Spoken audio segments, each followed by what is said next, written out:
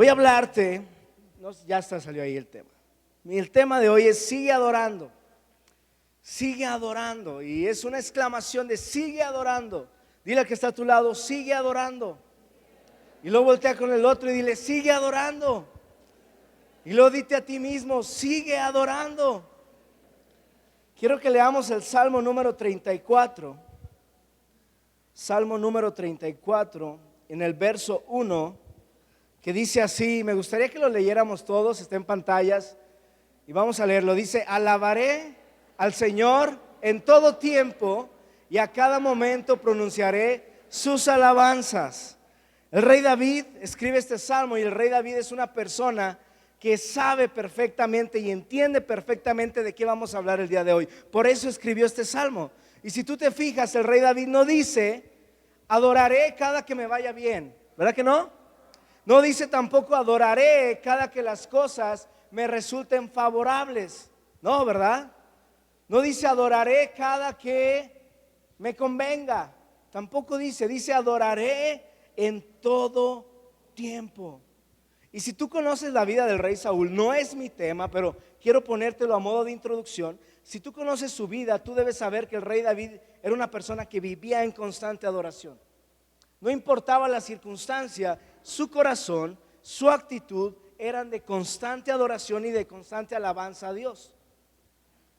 Para hacerte así breve, él fue ungido como rey a la edad de 17 años, pero no ocupó el lugar de rey hasta 20 años después. ¿Tú te imaginas esperar 20 años por una promesa? Si a veces nos desesperamos con 15 días, ¿a poco no? ¿Ah? Señor, oramos por el trabajo y 15 días, no, ya Dios no quiere nada. Señor, oramos para que venga mi suegra a la reunión y 15 días oras y no, la entrego a Satanás, ¿verdad? Y así 15 días nuestra fe termina. Y el rey David pasó 20 años que no le fue nada bien. Nada bien. ¿Por qué? Porque fue perseguido por su antecesor, el rey Saúl, y lo quería matar. Entonces hay un momento que me encanta y te lo quiero compartir, que hay muchos obviamente en la vida del rey David, pero hay uno que me impacta porque en 1 Samuel capítulo 30, no vamos a ir ahí, pero ahí está por si lo quieres checar. El rey David huía de Saúl y se va a vivir o a acampar con los filisteos, y está ahí con ellos, y de repente salen a la guerra. David ya había formado un ejército de hombres valientes, salen a la guerra y dejan ahí pues sus campañas, sus casas, y dejan a sus mujeres y a sus hijos. Ellos se van por diversas circunstancias, no pelean, regresan, y cuando regresan encuentran su lugar hecho cenizas, sus casas, sus ganados, sus tierras, reducido a cenizas, dice la palabra de Dios. No solo esto, sino sus mujeres y sus hijos fueron robados y fueron llevados con el pueblo enemigo. Entonces cuando llegan los hombres valientes, llegan los soldados de David, llega David y ve el pueblo hecho cenizas y empiezan a llorar amargamente. Y dice, no puede ser. O sea, si salimos a la batalla, descuidamos un momento este lugar y ya está hecho cenizas, y empiezan a conspirar en contra de David. Es que David, tú tienes la culpa. Y es que si tú los hubieras tenido aquí, hubiéramos podido defender lo que es nuestro. Pero ahora nos ha sido robado todo. Fueron quemadas nuestras casas y fueron robados nuestras esposas y nuestros hijos. Y le reclaman a David. Y la Biblia dice que intentaron apedrearle para matarle. Pero el rey David también había perdido a sus esposas. El rey David también había perdido su casa pues. Y entonces, en lugar de que teniendo este problemón, el rey David se escondiera, se fuese al rincón y se echara a llorar amargamente, la Biblia dice que él empezó a cantar himnos nuevos al Señor y que encontró fuerzas en él y pudo salir adelante. Entonces el rey David es un hombre que adoraba a pesar de las dificultades. Y yo traía un ejemplo hoy, pero ya voy a cambiar el ejemplo, porque yo conozco de cerca el caso de Jorge de Jazz. Platiqué con él algunas veces y lo que él viene a compartir hoy es algo real, ¿sabes? Tenía problemas, vaya problemas. Tenía dificultades, vaya dificultades. pero yo nunca los vi a los dos dejar de adorar a Dios. Y no hablo de un momento de adoración, No estoy hablando de los minutos que tenemos de alabanza los domingos. Hablo de su corazón y de su condición, que en todo momento tenían alabanzas para el Señor. Porque dar gracias por ser liquidado, pocos. Y Él dio gracias por ser liquidado. Entonces su condición era para quejarse, su condición era para reclamar, su condición era para decir no puede ser. Pero la condición de los dos fue: yo sigo adorando a Dios y sigo alabando a Dios porque sé que Dios es bueno. Amén. Y de eso quiero hablarte hoy. Hoy quiero hablarte que nuestra adoración no sea intermitente, que mi canto no sea intermitente, que mi canto no sea en base a resultados, sino mi canto, mi alabanza y mi adoración sean constantes a pesar de las dificultades. Porque la realidad es que sí hay dificultades. Usted y yo todos los días pasamos por dificultades. Pero si adoptamos una actitud como la del rey David o una actitud como la de Jorge de Jazz, nuestra vida va a cambiar. Y veremos el poder de Dios manifestarse sobre nuestras vidas. Amén. Hice una encuesta en Instagram. Ya saben que ahora Instagram es wow. ¿Cuántos tienen Instagram? No todos. Saque su Instagram y me sigue y se va a nutrir de muchas cosas. No es cierto, no publico nada bueno. Pero bueno, hice una encuesta y dije: en medio de los problemas, ¿qué es lo primero que hacemos? Pero le puse: sean realistas, por favor, ¿verdad? Y luego a veces preguntamos y no, Dios, y no sé qué. Y no es cierto. En medio del problema reaccionamos de muchas maneras. Y entonces las respuestas más comunes fueron llorar. ¿Cuántos lloran cuando vienen los problemas? Yo soy bien chillón. Viene un problema y me pongo a llorar. ¿Cuántos se quejan? Yo también me he quejado delante de Dios. ¿Por qué, Señor? ¿Por qué me pasa esto a mí? ¿O por qué no? Es que no entiendo, y nos quejamos y nuestra boca salen quejas. ¿Cuántos culpan a otros? Fue otra común, ¿verdad? No, es que la culpa la tiene fulano, la culpa es que el gobierno y pobre presidente actual lleva bien poquito y tiene la culpa de todo, ¿verdad? Y yo no soy partidario de él, pero tampoco le echo la culpa. O sea, estamos en la condición que merecemos estar. Él no va a cambiar el país en, ¿cuánto lleva? 6 meses, ¿verdad? Pero le echan la culpa. O no, es que la culpa la tiene las escuelas de mis hijos. No, tampoco. Mis hijos son burros y punto, ¿verdad? O sea, no es la escuela. Y solemos culpar a otros, pero pocos realmente siguen adorando a Dios en medio de los problemas. Otra respuesta común fue el desánimo. Y yo hablaba acerca en el discipulado que tengo con el equipo de liderazgo en Lomas, que el enemigo es bien astuto, trae los problemas a nuestra vida, enmudece nuestro canto, nos manda al rincón con las orejas de burro volteado a la pared. Y ahí nos tiene quietos, estáticos, indefensos. Y ahí estamos, emocionalmente callados, perdidos, espiritualmente sin fe y arrinconados por los problemas. Pero si hoy logro entender, y este es el propósito, iglesia, que hoy tú entiendas que tu adoración y tu canto no son en base a resultados, tu adoración y tu canto es aún a pesar de las dificultades. Por eso sigue adorando. Di una vez más al de tu lado: sigue adorando. Y en Segunda de Crónicas hay una historia bastante interesante, y es acerca de una circunstancia que vivió el rey Josafat. Ahora déjame decirte algo, no sé cuántos recuerden ustedes, yo una vez prediqué acerca del rey Josafat, acerca de las amistades, y dije: este vato hizo algunas cosas medias raras y no le fue bien con las amistades, y a causa de tener malas amistades, pues Dios trató con su vida. Pero antes de caer en este error, el rey Josafat hizo algunas cosas interesantes. Incluso la Biblia dice que era un hombre que era del agrado de Dios, porque reformó algunas cosas e hizo muchas cosas buenas. Entonces, en el capítulo 20 de Segunda de Crónicas, te quiero poner en contexto, porque no quiero leerle todo, son muchos versos, pero te la voy a parafrasear, y me gustaría que tú llegaras a tu casa y leyeras este capítulo. Es el capítulo 20 de Segunda de Crónicas, y te voy a leer el verso 2. ¿Por qué? Porque el rey Josafat recibe una amenaza. Llegan a él y le dicen: ¿sabes qué? Hay 3 pueblos que se están uniendo para matarte, para robarte y para invadir tu pueblo. Y entonces el rey Josafat como que dijo: ¿what? Y en el verso 20, en el 2, escucha la frase: llegaron mensajeros e informaron a Josafat: un enorme ejército de Edom marcha contra ti. Un enorme ejército, no era cualquiera, no eran 10, 15 vatos, no eran solo unos poquitos, era un enorme ejército que se había aliado para atacarlo.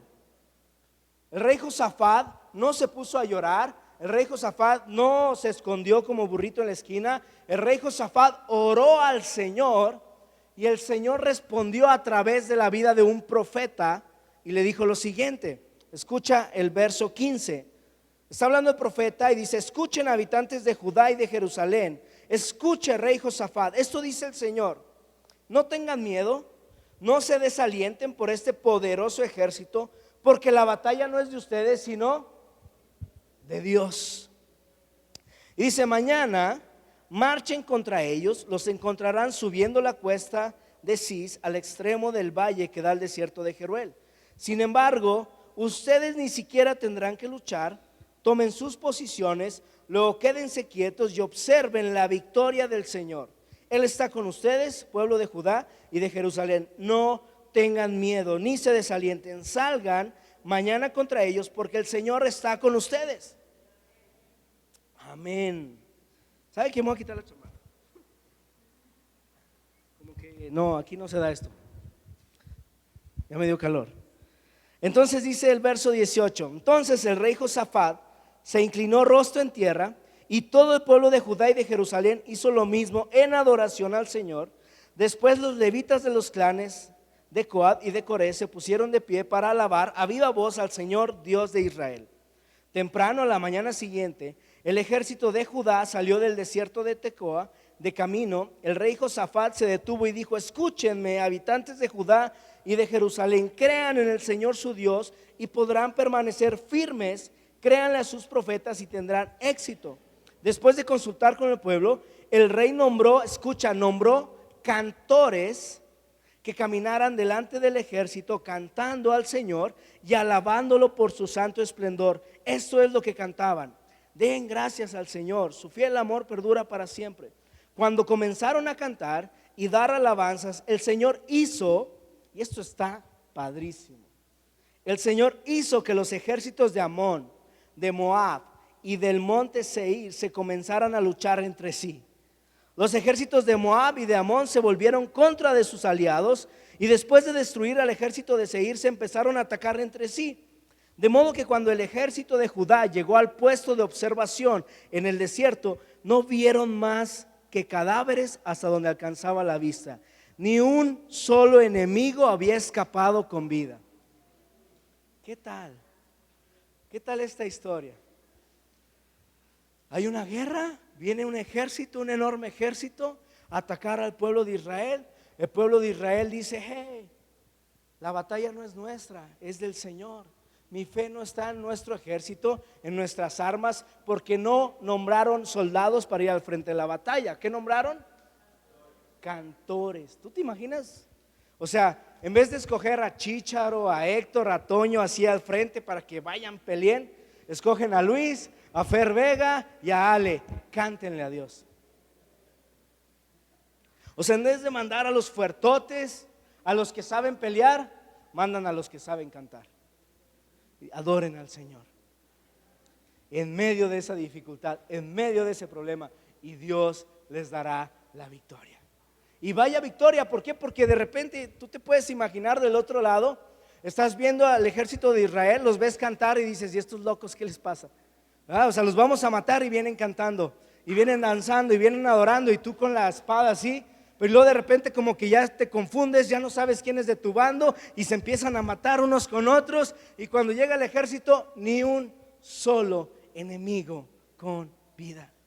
Esto está padrísimo. ¿Por qué? Porque de esto o de estos versos yo puedo sacar varias cosas, y tengo 3 puntos que me gustaría que fuéramos juntos. Y el primero es: mi canto, va a aparecer en pantalla, mi canto, mi canto, mi canto. Ahí está, no, ese es el 2, el 1. Mi canto, bueno, se los leo, ahí está. Mi canto, ¿qué dice? Es una expresión de fe y una declaración de victoria. Porque le doy el lugar a Dios en mi vida. A veces tenemos problemas y recurrimos a todos menos a Dios. Y eso habla de mi fe. ¿Quién es el primero que recurres cuando te pasa algo? ¿Es a Dios? Con la actitud de adoración. Porque puede ser que sea Dios, pero con una actitud de queja, y no es lo mismo. Cuando yo recurro a Dios, pero en adoración, yo estoy cantando y estoy declarando: hey, mía no es la batalla, mío no es este problema es de Dios. Cuando yo adoro, cuando yo canto en medio de mis problemas, yo le repito al enemigo quién soy. Yo le recuerdo quién soy. Y yo me recuerdo a mí mismo que no estoy solo. Hay personas que enfrentan sus problemas solos. Se encierran, se esconden y están sufriendo desesperadamente, solos. Y se han olvidado que tienen al Dios de los ejércitos a un lado, listo para enfrentar las batallas por ti, listo para adjudicarse los problemas por ti y decir: hey, tú descansa, hijo, que la pelea es mía. Pero recorremos a muchas cosas. Precisamente Romanos 8:31 dice: hey, ¿quién está contra ti? Porque ¿quién está a favor de ti? O sea, ¿quién está con nosotros para que alguien pueda estar en contra de nosotros? Eso dice Romanos 8:31. Si Dios está a favor de nosotros, ¿quién podrá ponerse en contra? Tu canto declara esa palabra. Si Dios conmigo, ¿quién contra mí? Si Dios conmigo peleando, si Dios conmigo al frente, si Dios conmigo estando ahí, ¿quién puede hacerme daño? De esta manera yo adoro a Dios y le alabo antes del resultado. Y demuestro mi fe y mi seguridad en la victoria. No espero hasta que se me den las cosas.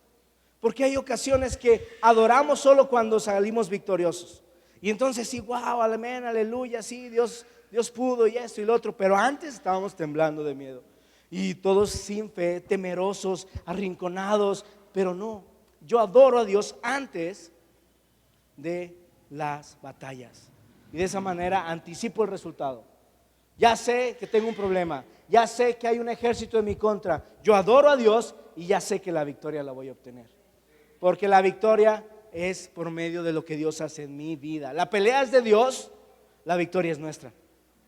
Amén. No sé si tú te acuerdes. Bueno, mi alabanza y mi adoración deben ser antes, durante y después de las batallas. Es decir, me anticipo y adoro. En medio de la batalla adoro. Después de la batalla adoro. Mi adoración es continua. Como dice el rey David, a cada momento, en cada circunstancia, alabaré al Señor. ¿No te acuerdas a David enfrentando al Goliat? Él sabía perfectamente de quién era esa batalla, ¿verdad? Porque cuando él se va en contra del gigante, él le dice: hey, sí, tú vienes a mí con espada y con lanza y gritando y creyéndote mucho y con tus grandes títulos de luchador, pero yo vengo a ti en el nombre de Jehová de los ejércitos. Y le dice: a quien tú desafiaste.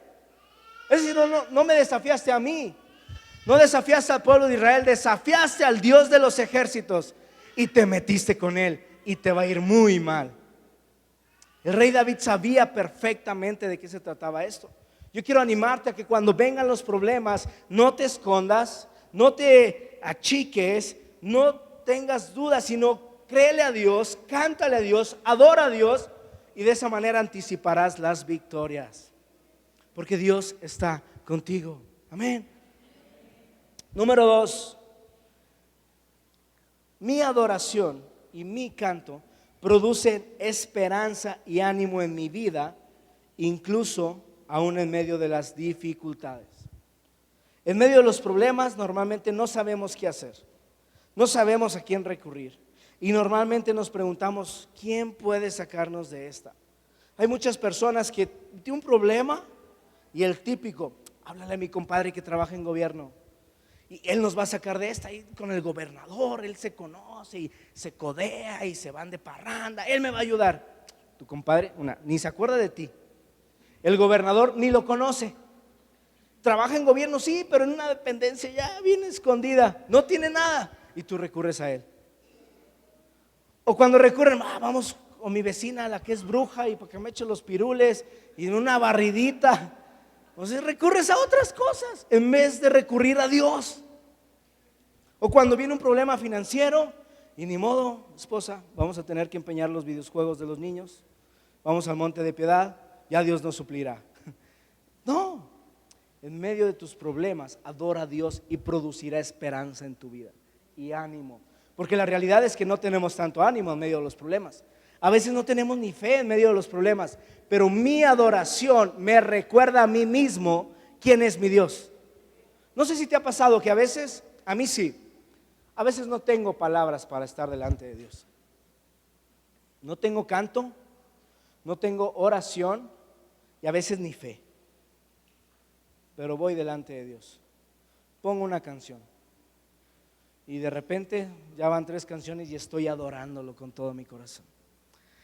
Termino y salí con más fe, salí con más ánimo y estoy listo para enfrentar cualquier cosa. No sé si te ha pasado, ¿verdad? ¿Por qué? ¿Qué es lo que sucede? Cuando tú no tienes canción, cuando tú no tienes canto, pero te obligas a seguir cantando y a seguir adorando, tú te estás diciendo a tú mismo: hey, José Luis, acuérdate quién es tu Dios, porque cantas: oh, cuán grande es Dios. Oh, sí es cierto, cuán grande es Dios. Oh, no temeré, nada me pasará. Sí es cierto, no debo de temer, nada me va a pasar. Es que Dios y su fidelidad. Sí es cierto, Dios es muy fiel. Y te estás recordando a ti mismo quién es tu Dios. Y eso produce esperanza. Eso produce ánimo. Y por eso es que no debemos dejar de adorar, no debemos dejar de cantar. Número 3 y último. Mi canto confunde al enemigo y desata el poder de Dios. ¿Te acuerdas la historia que leímos? Había una batalla, pero los ejércitos se confundieron. Ya de repente no sabían quién eran los buenos, quién eran los malos, de qué lado estaban. Se mataron entre sí. Cuando llega el ejército no había nada. Cuando alabamos a Dios y cuando tenemos una actitud de adoración delante de Dios, yo confundo al enemigo. Y el enemigo ya no sabe delante de quién está. Si a veces Satanás llega a nuestras vidas y nos empieza a atacar. Y tú dejas de estar adorando a Dios por enfocarte en tus problemas y estás en medio de tus problemas y luego terminas peleándote con Satanás y estás ahí dizque orando, pero parece que le estás orando a Satanás porque estás solamente peleándote con él y te estás olvidando de quién es tu Dios. Estás adquiriendo una batalla que ni siquiera es tuya porque Satanás ya está vencido y quieres seguir venciéndolo. Yo me paro delante del enemigo y le digo: hey, tú ya estás vencido, porque Dios te venció en la cruz. No tengo que prestarte atención, no tengo que atenderte. Me enfoco en quién es mi Dios y sigo adorando a mi Dios. Y eso confunde al enemigo. Caray. Y entonces ahora, ¿cómo le hago para que pierdan de vista a Dios? ¿Cómo le hago para confundirlos a ellos y que en vez de adorar a Dios me adoren a mí? Y ya les hice una cosa y ya les hice otra. Le quité la chamba a Jorge, le puse unos problemones en unos juzgados y esto y lo otro, y sigue adorando y entonces ya no sé cómo hacerle. No, mejor dejo a Jorge y me voy con otro. ¿Por qué? Porque la actitud de Jorge y de Yasmín confundieron al enemigo y desataron el poder de Dios. Mira que conseguir $500,000 no es cosa de humanos, es cosa de Dios. Amén. El enemigo se encuentra inmovilizado cuando tú y yo seguimos adorando a Dios. No sabe qué hacer. El enemigo lo confunde, se escucha: no con tu cara bonita, porque hay algunos que piensan: es que como estoy guapo, el enemigo va a tener miedo. No, está más guapo que nosotros, creo. Y uno es así de: ay, hermano, eso dice la Biblia que era hermoso. No es mi cara bonita, no son mis acciones, no es venir a la iglesia los domingos, es vivir una vida de adoración y de alabanza constante delante de Dios lo que produce que el enemigo se confunda. Eso es, nada más. Por eso los domingos, iglesia, iniciamos adorando. Por eso los domingos iniciamos con un tiempo en el que realmente ese tiempo significa darle a Dios el primer lugar de esta reunión. No es un tiempo para darte chance a que llegues. Porque a veces la gente piensa eso. No, acabo están las alabanzas. Deja que se acaben y ahorita llegamos. Vamos a los taquitos de la esquina. Llegar y adorar a Dios desde el primer minuto de la reunión hasta el último minuto de la reunión y del tiempo de alabanza, declaran quién es mi Dios y declaran en quién está puesta mi confianza. Y le recuerdan a mis enemigos que no importa la semana que haya tenido, que no importa los errores que tuve ayer, que no importa los fracasos que tuve entre semana, que no importa la condición en la que yo venga, yo sé quién es mi Dios. Y abre el camino para recibir las promesas de Dios sobre mi vida. Hay personas que ahorita todavía están pensando en lo que tienen que pagar, en el problema de la casa. ¿Por qué? Porque como no adoraste con todo tu corazón, el enemigo sigue confundiéndote y sigue atormentándote con todo lo que tienes que hacer, y no estás escuchando esta palabra y esta promesa que es para tu vida. De decir, si yo adoro, Dios pelea mis batallas. Por eso adoramos y por eso cantamos. Cuando tenemos esta actitud de adorar a Dios en medio de los problemas y en medio de las dificultades, y chicos de alabanza si pueden pasar, cuando adoramos a Dios en todo momento, no solamente confundo al enemigo, no solamente le recuerdo a aquellos que vienen a atacarme y a decirme cosas, sino el poder de Dios se desata sobre mi vida. Mi adoración y mi alabanza desatan el poder de Dios. ¿Por qué? No solamente en esta historia que te leí, no solamente hubo muerte de los enemigos, no solamente dice, el pueblo de Israel se paró y vio que no había enemigo vivo, sino al final dice, y todavía recogieron botín. Es decir, Dios no solamente va a pelear mi batalla, no solamente va a vencer a mis enemigos, sino me va a traer una recompensa. Amén, iglesia. O sea, lo voy a volver a decir. No solamente Dios va a matar a mis enemigos, va a acabar con mis enemigos, sino me va a dar recompensa. Voy a salir ganando. Cuando iba a perder, voy a salir ganando. Cuando no tenía nada a mi favor, voy a salir con puntos a favor, porque Dios es el que va a pelear mis batallas y no voy a ser yo. Y hay una historia en el libro de los Hechos,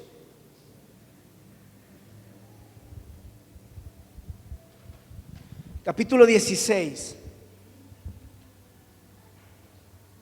de dos hombres llamados Pablo y Silas. Estos hombres estaban predicando a Jesús y estaban combatiendo, por así decirlo, a falsas doctrinas, falsas corrientes que tenían una ciudad embobada en hechicerías y en cosas como esas. Llegan y predican a Jesús. Los hechiceros empezaron a confundirse y ya no les resultaba tan benéfico andar haciendo sus hechicerías y sus cosas negras, porque ellos predicaban a Jesús y Jesús resultaba suficiente para todas las personas. Entonces tú sabes que cuando tú estás haciendo las cosas bien, el enemigo no se va a quedar sentado. El enemigo va a seguir adelante y va a querer hacerte daño.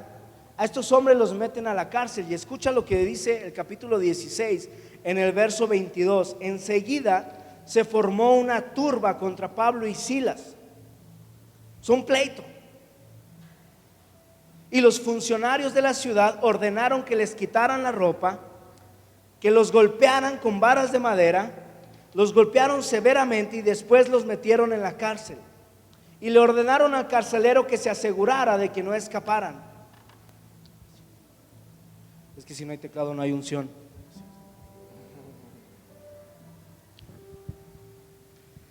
Le ordenaron al carcelero que se asegurara de que no escaparan. Así que el carcelero los puso en el calabozo de más adentro y los sujetó los pies con un cepo.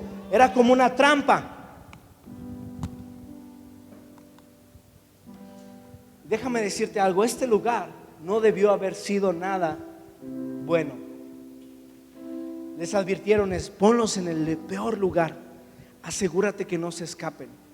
En ese entonces no había derechos humanos, no había con que hay cárceles bonitas y limpias, higiénicas. No. Debió haber sido un hoyo en lo profundo, con unos barrotes muy grandes, oscuro, húmedo, frío, lleno de arañas quizá, de animales, donde quizá para ti, para mí sería súper difícil adorar a Dios. Si aquí, que tenemos lucecitas, en ese lugar era realmente difícil adorar a Dios, y en esas condiciones, porque habían sido golpeados con una tabla, severamente, desnudos.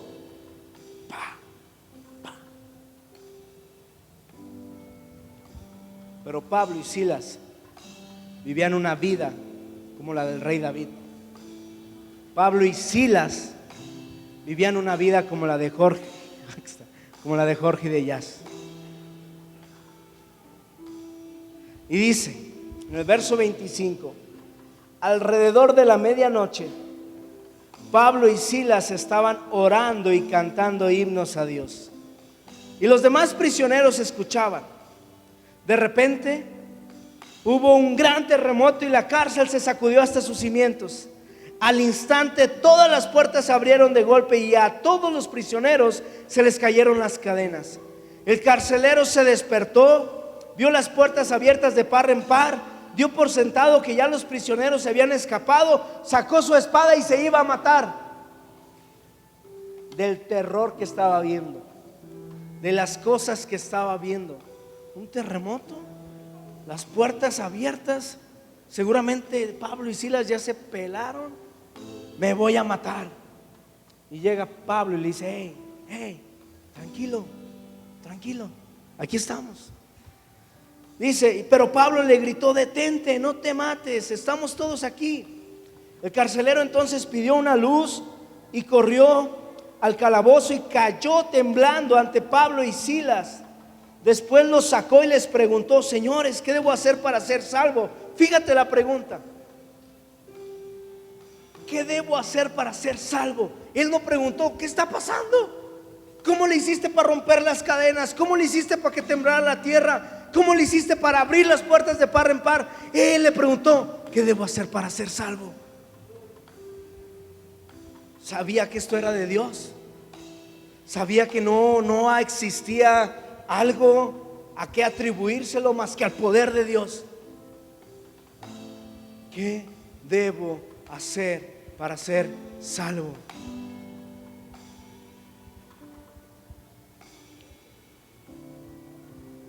Ellos le contestaron: cree en el Señor Jesús y serás salvo junto con todos los de tu casa.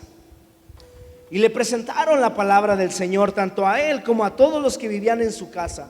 Aún a esa hora de la noche, el carcelero los atendió y les lavó sus heridas. Fíjate, hace unos momentos los tenía presos en el peor calabozo y ahora estaba lavando sus heridas.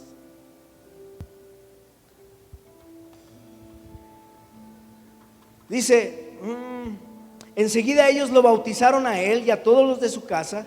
El carcelero los llevó adentro de su casa y les dio de comer. Y tanto él como los de su casa se alegraron porque todos habían creído en Dios. Sabes que cuando el enemigo intenta detenerte, intenta callarte, intenta arrinconarte, intenta meterte en un calabozo emocional, en un calabozo espiritual, en realidad es una oportunidad para que el poder de Dios se manifieste y otros le conozcan. ¿Hace cuánto que tus amigos, que tu familia y tus vecinos no escuchan tus alabanzas? ¿Hace cuánto callaste? ¿Hace cuánto le pusiste candado a tu boca para hablar adoración a Dios? Hoy en día la iglesia necesita ser una iglesia que constantemente adora y alaba a Dios, aún en medio de sus dificultades, para que la gente crea que nuestro Dios es un Dios poderoso, que nos hace sentirnos como locos porque A veces parecemos locos, ¿es cierto? Tenemos un problema y, oh, Dios, tú eres bueno, y la gente pregunta, oye, pero supe que vinieron a embargarte, llegó la policía y todo ese rollo. Sí, pero mi confianza está en Dios. Supe que te corrieron, Jorge, un muy buen trabajo. Sí, pero mi confianza está puesta en Dios. Supe que tus hijos se fueron de la casa, que andan en drogas, y tú sigues viniendo a la iglesia. Sí, porque mi confianza está puesta en Dios. Supe que tu marido te dejó, te abandonó, y sigues viniendo a adorar a Dios. Sí, porque mi confianza está en Dios. Ponte de pie.